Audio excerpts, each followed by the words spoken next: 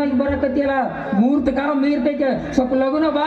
ಏ ಅಟ್ಯಾಗ ಅವಸರ ಮಾಡ್ತೀವಿ, ಅವಸರವೇ ಅಪಘಾತಕ್ಕೆ ಕಾರಣ ಅಂತ. ಇವತ್ತು ಒಟ್ಟು ಲಗ್ನ ಆಗುದಂದ್ರ ಆಗುದ, ನೀ ಅವಸರ ಮಾಡ್ಬಿಡ. ರತ್ನ ಅಲ್ಲ ಜಗಬಂಡ ಎಲ್ಲ ರತ್ನ ಜಗದಿನ ಐತೆ ಕರೆವ ಸುಳ್ಳ ನೀನ ಹೇಳು. ತಾಯ್ದವನು ಬಾಳ ಬೇಕಂತ ಇವತ್ತ ಲಗ್ನ ಅದವಂತ ಆಗುದ. ಕುಂತ ಮಂದಿಗೆ ಅಂಜುದು ಬೇಡ, ಹೆಣ್ಣು ಮಕ್ಕಳು ಮರ್ಯಾದೆ ಬೇಡ.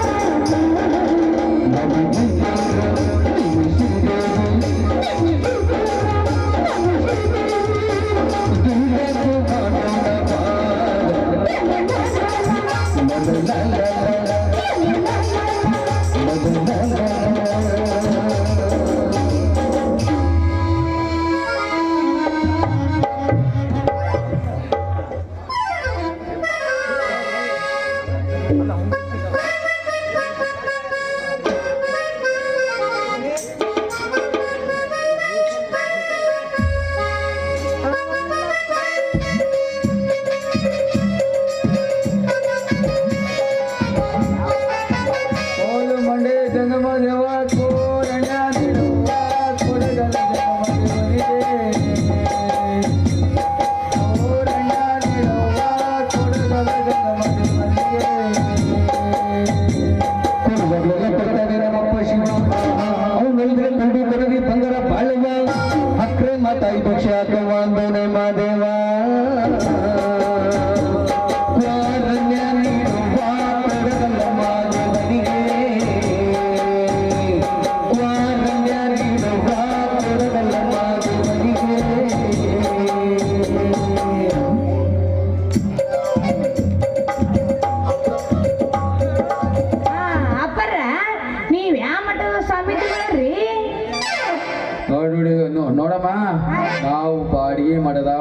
ಸ್ವಾಮಿಗಳು.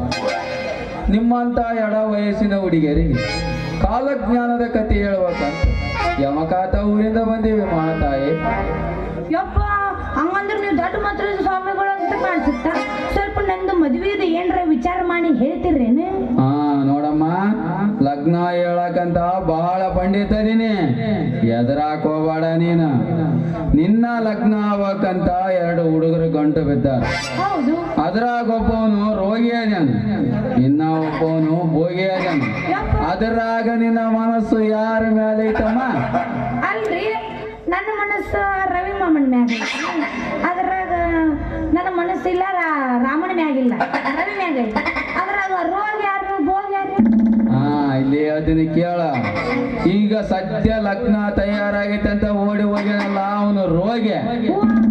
ಹುಡುಗಿ ಅಪ್ಪ ನಡ್ಕೊಂಡ ಸರ್ಕಾರದ ರೊಕ್ಕ ಹೊಡ್ಕೊಂಡ ನಿತ್ಯ ನಿನ್ನ ಕಾರ್ಯ ತೀರಿಸ್ಬೇಕಂತನಲ್ಲ ಅವನು ಭೋಗಿ ಇದೆ ನೋಡು ಹುಡುಗಿ. ಯಪ್ಪ ಅವ ಭೋಗನ ಯಪ್ಪ ಈಗ ಹೆಂಗ್ ಮಾಡ್ಲಿ? ನನ್ನ ಅನೇ ಬರ್ರಿ ಹೆಂಗ್ರಿ ಈಗ? ನಿನ್ನ ಹಣೆವರ ಸರಿ ಮಾಡ್ತೀನಿ ನೋಡು. ಅವಾಗ ಹುಚ್ಚು ನರಿ ರೋಗ ಐತೆ ನಿಮ್ಮವನ. ರಾತ್ರಿ ದೀಪ ಹಚ್ಚಿದ್ರೆ ಸಾಕ, ಬಗಲ ಮಕ್ಕಂದವ್ರನ್ನ ಕಚ ಕಚ ಅಂತ ಕಚ್ಚಿ ಬಿಡ್ತಾನ. ಹಚ್ಚಿಸ್ಕೊಂಡವ್ರ ಮುಂದ 3 ತಿಂಗಳದಾಗ ಅದ ಹುಚ್ಚು ನರಿ ರೋಗ ಹಿಡಿತೈತೋ ನಿಮ್ಮವನ. ಏಯಪ್ಪ ಗುರುವೇ, ನಾ ಈಗ ಹೆಂಗ್ ಮಾಡ್ಲಿ? ನನ್ನ ಮುಂದಿನ ದಾರಿ ಏನಂತ ನೀವ ಸ್ವಲ್ಪ ತಿಳಿಸ್ರಿ. ತುಡಿಗೆ ಆ ರವಿನ ಒಟ್ಟ ಆ ರಾಮನ ಕೈ ಹಿಡ್ದ ಚಂದಾಗಿ ಜೀವನ ಮಾಡ. ರೀ, ನಾ ಎಲ್ಲ ರಾಮನ ಮದುವೆ ಆಗ್ಬೇಕಂತೀನಿ. ನಮ್ಮಪ್ಪ ರಾಮನ ಸುದ್ದಿ ತೆಗೆದ್ರೆ ನನಗ ಬಡಿಗೆನ ತಗೊಂತಾನ. ಇನ್ನ ಬಡಿಯಾಕ್ ಬಂದ್ರ ತೆಗೆದುಕೋ ಈ ಬಾಂಗ್ಲದ ಬೇರ. ಈ ಬೇರನ್ನು ಆ ರವಿಗೆ ತೋರಿಸಿಬಿಡ. ಆ ರವಿ ಹಿಂದಕ್ಕ ಹೋತಾನ, ಆ ರಾಮ ಮುಂದಕ್ಕ ಬರ್ತಾನ. ಯಪ್ಪ ಏನಾಗ್ತೇವ ನನ್ನ ಹಣೆ ಬಾರ. ನಾ ಮನಸ್ ಮಾಡಿದ್ದು ಆ ರವಿ ಮ್ಯಾಗ, ಆದ್ರ ನಾ ಲವ್ ಮಾಡಿದ್ದು ಈಗ ರಾಮನ್. ನಾನು ಹೆಂಗ್ ಮಾಡಕ್ಕೇನಿ ತುಡಿಗೆ? ನಿನ್ನ ಹಣೆ ಬರ ಸರಿ ಮಾಡ್ತೀನಿ, ತಿರುಗಿ ನೋಡ್ಲಾರ್ದಂಗ್ ನಡಿ.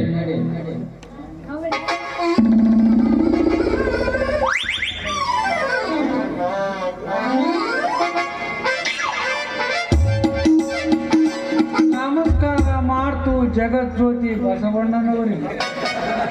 ತಥಾಸ್ತು ಭಕ್ತ ತಥಾಸ್ತು. ಉತ್ತರ ಕಾಲದಾಗ ಎಚ್ಚರದಿಂದ ಬಾಳೆ ಮಾಡಿದವನೇ ಬಹದ್ದೂರ್ ಗಂಡು. ಕೈ ಕೊಟ್ಟಿದ್ದು ಕೆಲಸ ಮಾಡಲೇಬೇಕು, ನಾಲಿಗೆ ಕೊಟ್ಟಿದ್ದು ಆಡಿ ನುಡಿಸಲೇಬೇಕು, ಕಣ್ಣು ಕೊಟ್ಟಿದ್ದು ನೋಡಿ ಗೊತ್ತಿಲೆ ಪಡಿಬೇಕ. ಲೇ ಸ್ವಾನ, ನಮ್ಮೂರ ದೇವರ ಪಾಣ, ಯಾಕೆ ಗಪ್ಪು ನಿಂತೇಳಿ ಹೂವಾರಿ ಕುದಿದಂಗ?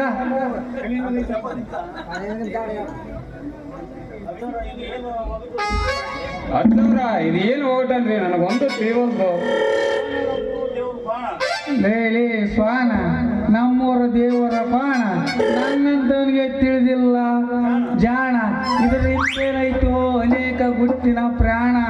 ಈಗಂದ್ರೆ ಸೀತಾಪ್ಪ ದೇವರ ಅದನ್ನಷ್ಟು ಬಿಡಿಸಿ ಕೇಳ್ರಲ್ಲ. ಅಪ್ಪಾರ, ನಮ್ದೊಂದಿಟ್ಟು ತ್ರಾಸ ಐತೆ, ನಿಮ್ ಕೋರ್ಸ್ ಸ್ವಲ್ಪ ಹೇಳ್ತಾರಲ್ರಿ.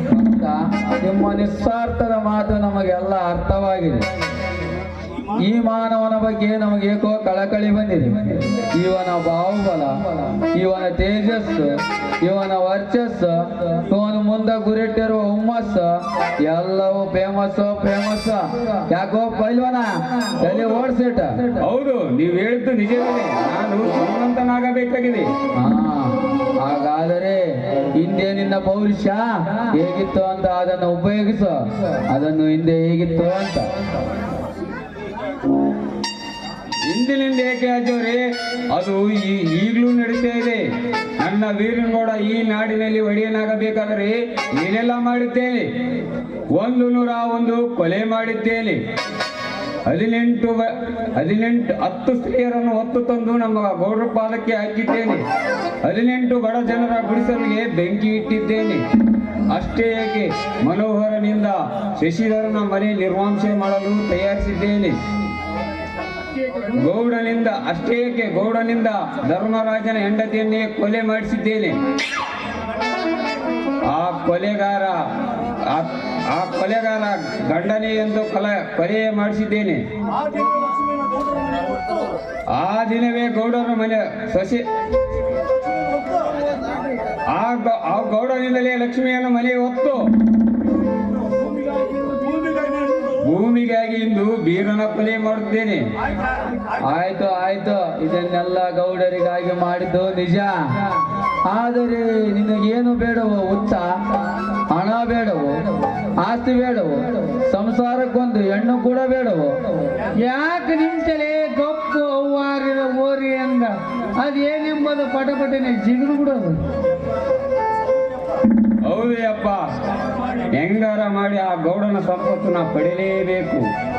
ಹಂಗಾದ್ರ ಬಾರಪ್ಪ, ನಿನಗೆಲ್ಲ ದೊರಕತೈತಿ ಅಂತೀನಿ. ಅದಕ್ಕಾಗಿ ನಾನು ಯಾವ ರೀತಿ ಮಾಡಲಿ? ಅವನನ್ನು ಕೊಲ್ಲಲಿ, ಇಲ್ಲ ಹಣ ಆಭರಣ ಕೊಳು ಮಾಡಲಿ? ಏನನ್ನು ಮಾಡಲಿಕ್ಕೆ ಹೋಗಬೇಡ. ತೆಗೆದುಕೋ ಈ ಬಾಂಗ್ಲದ ಬೇರು. ಇದನ್ನು ನಿಮ್ಮ ಗೌಡರಿಗೆ ತೋರಿಸಿ ಬಿಡ.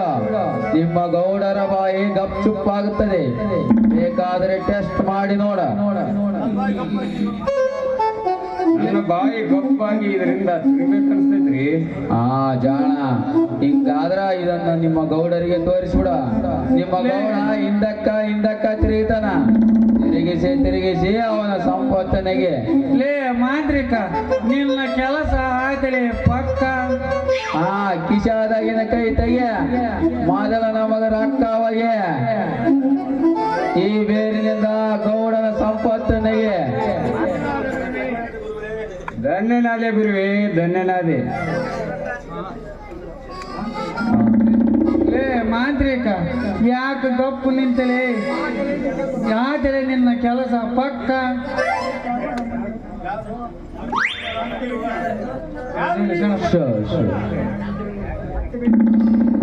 ಬರ್ತೀವಿ. ಬರ್ರಿ, ಮುಂದೆ ಭೇಟಿ ಆಗೋಣ. ಕುಸ್ತಿ ಕಣದ